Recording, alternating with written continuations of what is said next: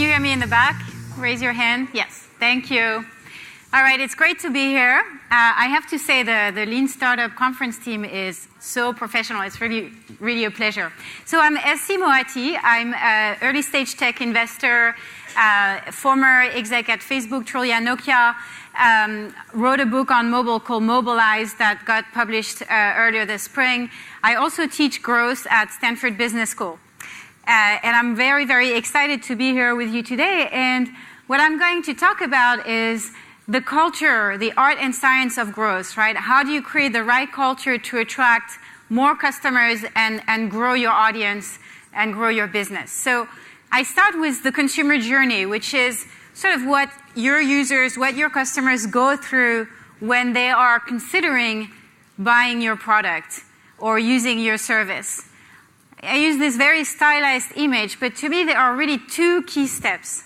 The first one is before, up until the unknown, when your customer doesn't know yet that he's going to need your service. And then all of a sudden, something happens. He needs to buy a car, he needs to rent a place, he needs to buy a replacement order of something, he needs your product or your service. And that moment sort of looks like this. A lot of anxiety, right? And it starts a period which I call like the messy middle, which is, where am I going to find this product? What's the right service for me? What's the right price? How long do I have to make a decision? Who else needs to be involved in the decision? And it's all that anxiety which ultimately results in a decision, and hopefully by then, that's how they feel.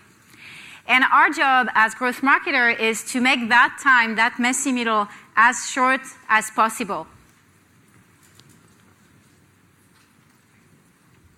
But it's really tough. It's really tough because the world is super competitive, because everybody's trying to get your customers' attention, because your products are moving to becoming mobile first.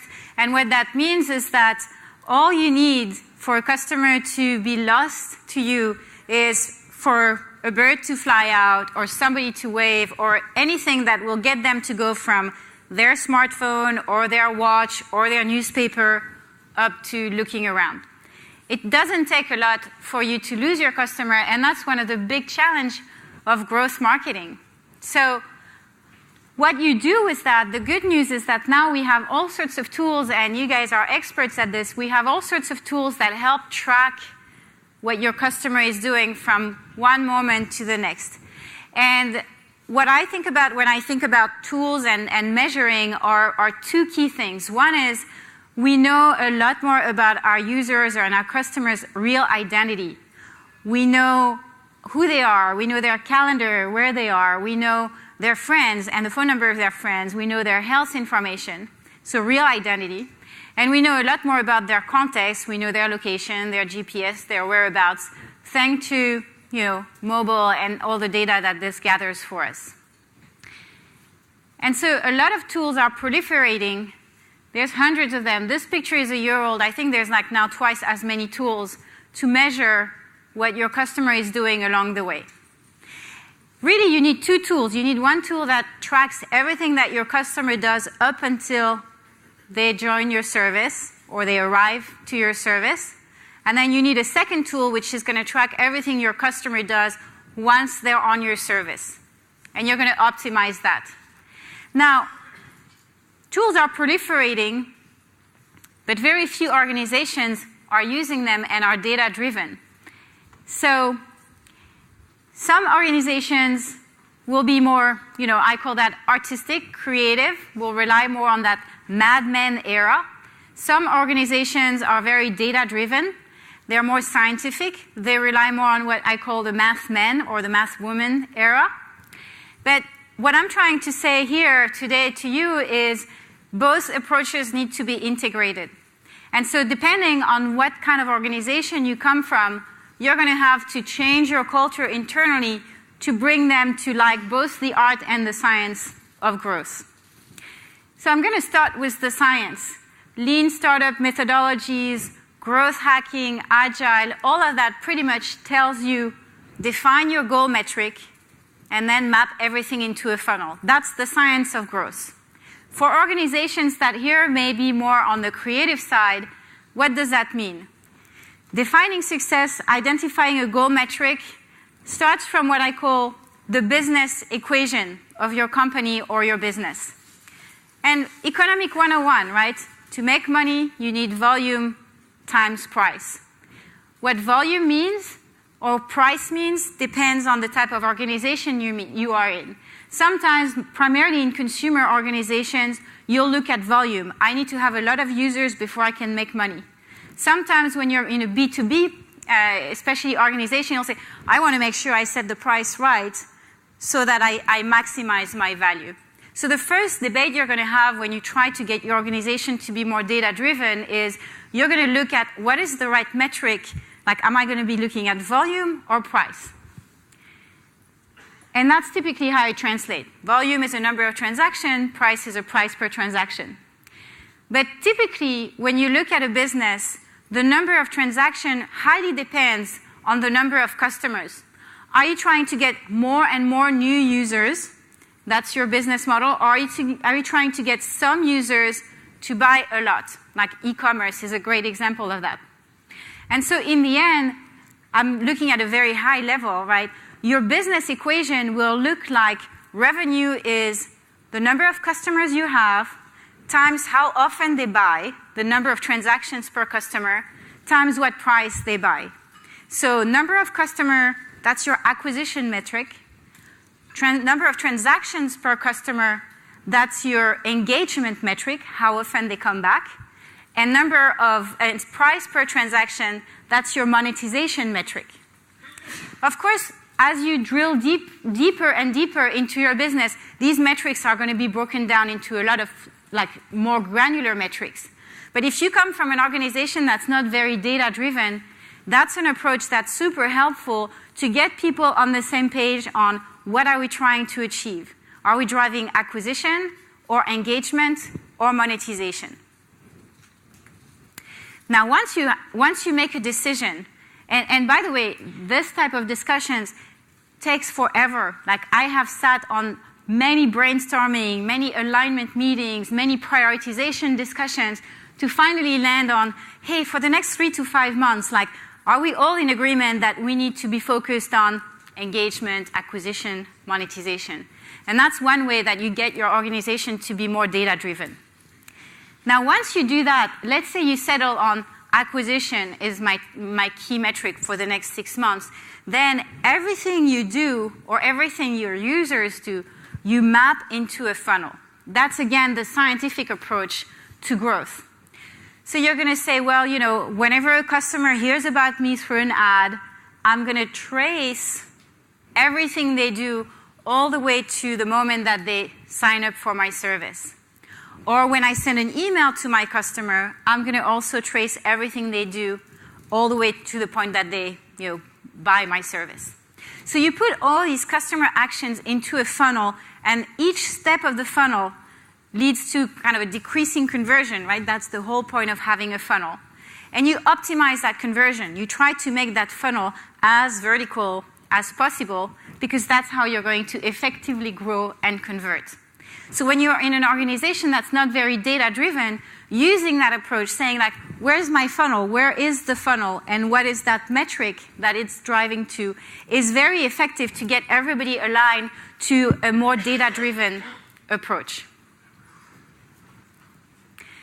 Now, at some point, that funnel and that optimization of the conversion, very scientific approach, is going to lead to diminishing return. There's only so many times you can, change the positioning of something and hack your way into some growth until you hit diminishing returns. Typically, I work with a lot of analytics company. When you get 20% improvement on a metric by doing that kind of conversion, that's awesome. So that's awesome, but that's not exactly the kind of growth that you come here to get. So what you're going to be looking at doing is, well, now that I have my goal and my funnel, how do I get a little more creative with this? How do I think outside the funnel a little bit? So you're going to play with the funnel. You're going to say, well, I'm going to add all sorts of new layers to that funnel by doing multi-channel marketing or re-engagement marketing. So I'm going to introduce email marketing if I don't have it already. I'm going to introduce push notifications if I don't have that already. I'm going to introduce retargeting, all sorts of new channels.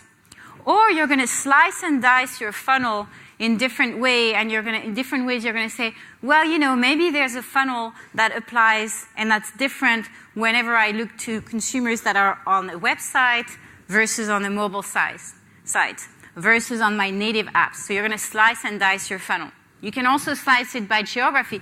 Maybe my users who are in New York convert differently than my users who are in San Francisco.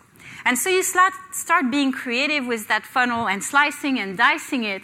And if you're in an organization that doesn't look at a lot of data, just getting that visibility is tremendous. It's kind of disruptive already. It's like, wait a minute. I didn't realize that people who were on Android didn't convert the way people who are on the web are. Or why are people in New York converting a lot faster than people in San Francisco? And then you start to see all these discrepancies, all these gaps, and you fix them, and that's how little by little you instill that culture of being data-driven, right? The science of growth in your organization by thinking a little bit outside the funnel and slicing and dicing. Another way you can get creative is by saying, well, you know what? My product has actually become really sophisticated. In fact, it has become so complex that I'm like that really green thing, there's no way that I can understand what gets a customer to purchase. It's kind of as complex as the way things grow in nature, right? Kind of chaotic, like trees and roots and rivers. So you're going to say, well, this is so complex now. I cannot really see the forest from the tree in my product. So the way that I'm going to grow is I'm going to create an entirely new experience for my new users. Because you know what? Otherwise, it's just too overwhelming for them. I'll give you an example of that. A new user of Facebook today will be very overwhelmed by the news feed. So before a user gets 20 friends, 20 friends is that kind of magic conversion metric, we don't show them the news feed. They don't get to see it. They don't get to even create a profile. They don't get to see events or anything like that because it doesn't really matter to them. What we try to get them to do is get more friends. So they're, in a way, in a completely different funnel. They're in the funnel where the goal is get more friends. And once they have 20 friends, then they get into kind of the funnel that regular Facebook users are. So by creating a new user experience when your product or your service becomes too complex, you basically double the size of your funnel. So that's the scientific part of growth. And most of the organizations that I work with need more of that. And that typically, based on the returns that I've seen, it's completely empirical. I don't have tons of data points of research to back that up, but it's going to double your conversion. Implementing the right tool, defining your goal metric for success, putting everything into a funnel, and then sort of slicing and dicing your funnel intelligently. But I think that once you do that, once you bring your organization to be more data-driven this way, then you need to sort of reverse it and say, actually, let's get a lot more creative. So I'm going to show you a couple of tools that I think are very valuable if you think your organization is a little bit too data-driven and is sort of getting into the diminishing return of being scientific. And I'm talking, I believe, to an audience of engineers, data scientists, raise your hand if you are more on the data side. Okay, so if you think about a funnel and how do I think creatively about a funnel and how do I pretend there isn't even a funnel, right? Thinking outside of the box or outside of the funnel. You think of what the perfect funnel is. The perfect funnel is infinitely wide, right? Everybody should be interested in my service. And it's also infinitely flat, right? Everybody should adopt my service right away. I don't want to have to sell to them. I know it's a bit of an abstract exercise, but that perfect funnel is actually a flat, infinite surface. So how do I get to my product from that funnel approach to that completely flat, infinite surface? There are two tools, and I'm going to give you the method that you can use to apply that to your own service. The first one is a shortcut. The shortcut, in the way that I've used it and I've applied it, has tripled my conversion. A shortcut is basically saying, I'm going to make my funnel really, really short. So I'm going to think very creatively, artistically, about ways that I can just cut a bunch of steps off my funnel. Here's a great example. If you go on Amazon and you buy a book, like you buy my book, immediately after, you'll see recommendations for products, other books that you may want to buy. That's a shortcut, right? I don't need to look anymore for, has SC written other books? Are there other books on the business of mobile? Are there other books that people who are interested in that, generally speaking, should be reading? It's just right here, right there for you. So it saves you all these steps to do additional search, right? It's really shortcutting your funnel. Another example of that is if you're an e-commerce company, you use Apple Pay, right? All you have to do when you're paying with Apple Pay is hand your phone. You don't need to enter a credit card anymore, which is prone to error when you type it. It's just like one swipe and done. Again, it's a very creative way to completely flatten your funnel. So my recommendation to you is, what in your service can be completely flattened? Like, how can you cut away entire steps in your funnel by using this shortcut approach? And I'll give you an example of how we applied that when I was at Trulia. People who are looking for a place to rent hate doing that. Has anybody done this in the last 6 months or so? Yeah. And was it a fun experience for any one of you? Okay, it's awful. It's boring. And by the way, it's kind of a super utilitarian approach. I just need a place that has 2 bedrooms, that is dog friendly, has a parking spot, and is under this amount of budget. So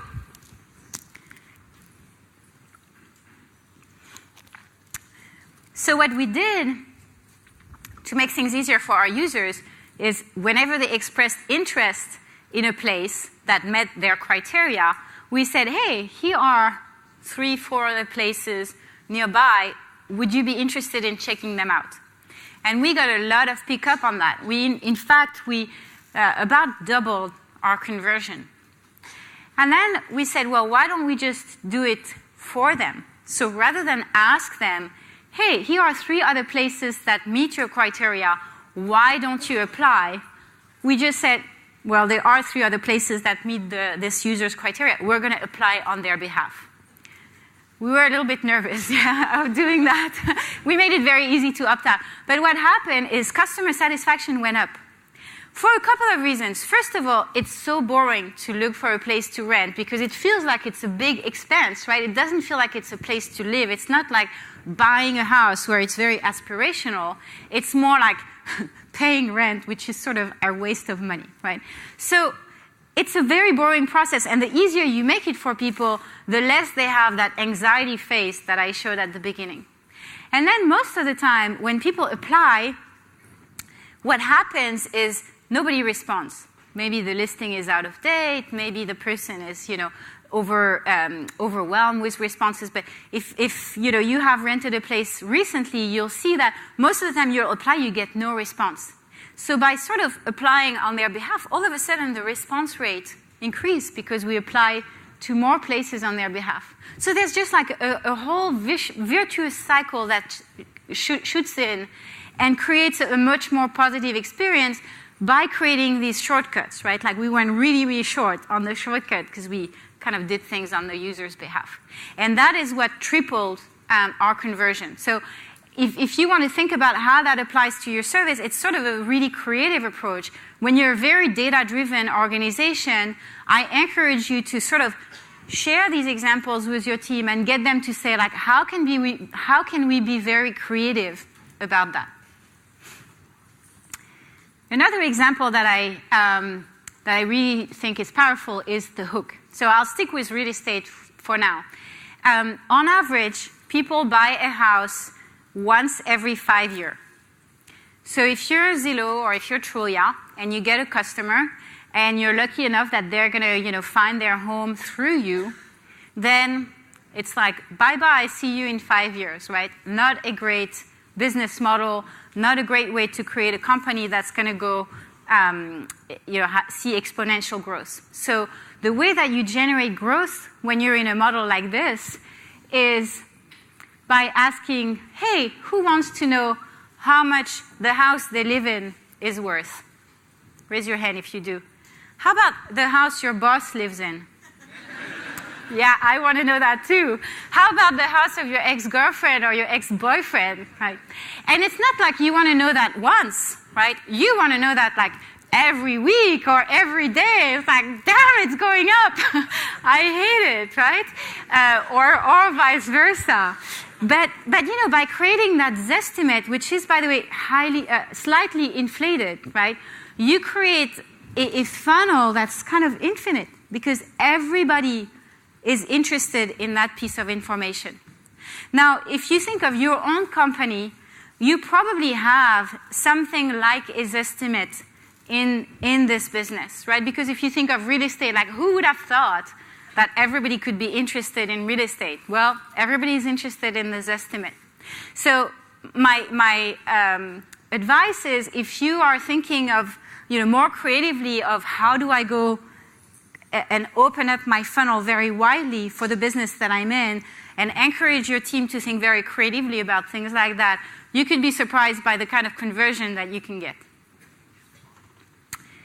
Now, that's sort of the tools, right? Like that's sort of the art and the science and tips for growing and tips for like trying to motivate your team and get them to think more creatively or more scientifically. But the challenge is like, okay, what does that mean to my organization's culture? That requires actually a lot of alignment. So I look at an organization culture by thinking about how much it costs to make a mistake. And if you're Mercedes-Benz and you make a mistake, it costs you a hell of a lot of money. Product recall, brand value, lives at risk. So it's a very expensive mistake when you're a brand like Mercedes.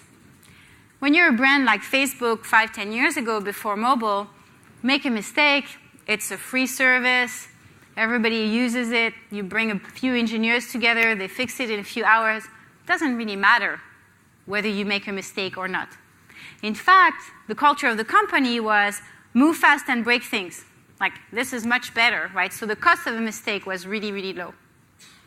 Now, if you think about like what mobile has done to a culture, it has completely changed the culture of Facebook, right? If you make a mistake on the Facebook mobile app, you'll get bad reviews, the app will crash, people will stop using it, they will delete it, it's going to stick with you. So all of a sudden, the cost of a mistake becomes a lot more expensive. And then for Mercedes-Benz, so I'm not privy to Mercedes' strategy, but let's assume that they're thinking of having like cars as a service with mobile, or maybe a fleet of car on demand or driverless cars. So they're moving a little bit more towards like a service and less of a product organization. Their appetite for risk has to increase a little bit. So all of a sudden, the cost of a mistake becomes different for both of these organizations. Right? It doesn't matter where you stand on this continuum, where your own organization stands on this continuum, like it sort of changes. Now, who do you think is working at a company that has a very low cost of making a mistake versus a very high cost of making a mistake? Like, how different are these people? They're probably very different. And so when you think about like growing creatively or adopting like new technologies like this, you want to think like, what kind of people, what kind of culture do I need that is going to support the cost of making a mistake in my business as it is right now?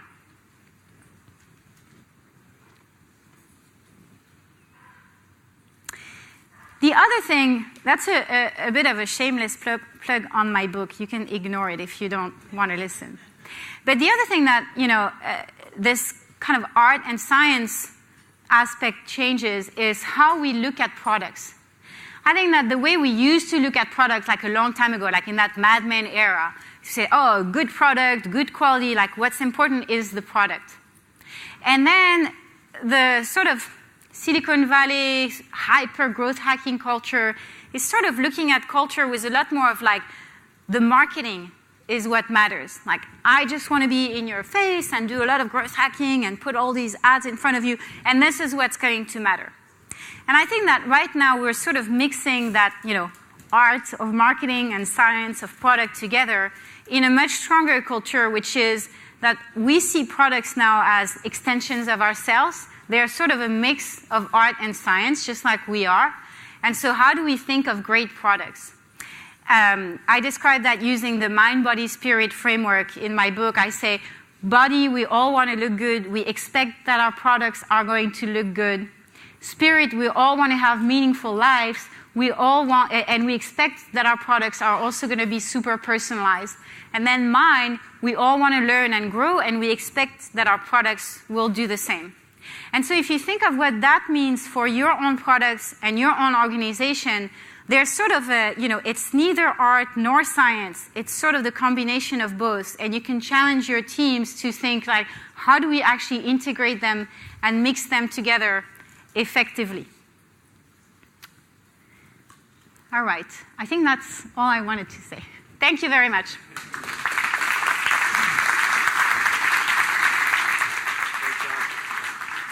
Great job.